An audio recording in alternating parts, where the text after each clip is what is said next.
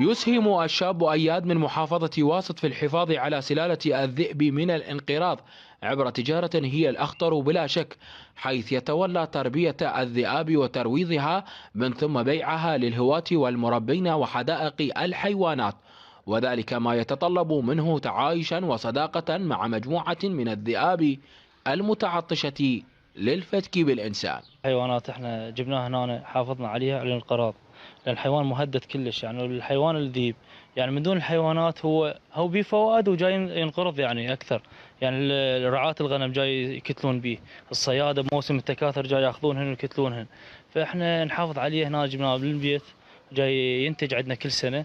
طبعا أنا هاي هوايتي بالحيوانات ومصدر رزق، يعني مو بخص الذيب، لأن الذيب هو من دون الحيوانات فهو الإنتاج مالته سنوي، مو نفس اكو حيوانات انتاج مالتها مثل كل 6 اشهر كل 3 اشهر، فبس الحيوان الذئب هو سنوي، فالانتاج مالته يعني وقليل، يعني بيش ما يعني يكون مصدر رزقك سنويا. اي سنويا هو، وبيش ما تبيع الجرو مال الذيب هو ما يتقيم بثمن، بس ما يقدر يطلع الاكل مالته.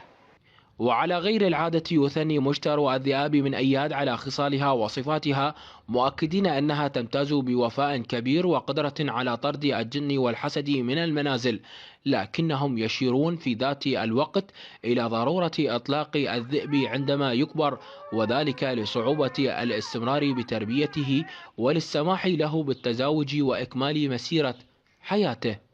صفات الوفاء ونظيف مو نقص.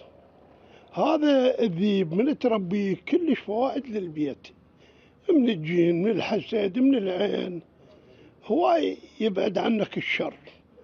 هذا متربيه وتكبره لازم التيهه خطيه، بعد من يكبر التيهه تطلق صراحه، من تطلق صراحه خاطر يتكاثرا.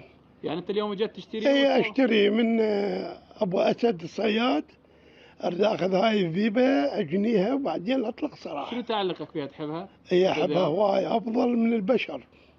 البشر الصادقه يخونك، فهاي ما تخونك ابد، حتى لو تجوعها ما تخونك. هذه الذئاب تخلت عن شراستها وأظهرت مودتها لصاحبها الذي تمكن من كسر القاعدة التي تقول أن الذئاب تغدر بالإنسان، حيث خالف أعراف البشر، وهذا الذي يداعبه ذئب وليس كلبا. من محافظة واسط، حسن الرسام، قناة التغيير.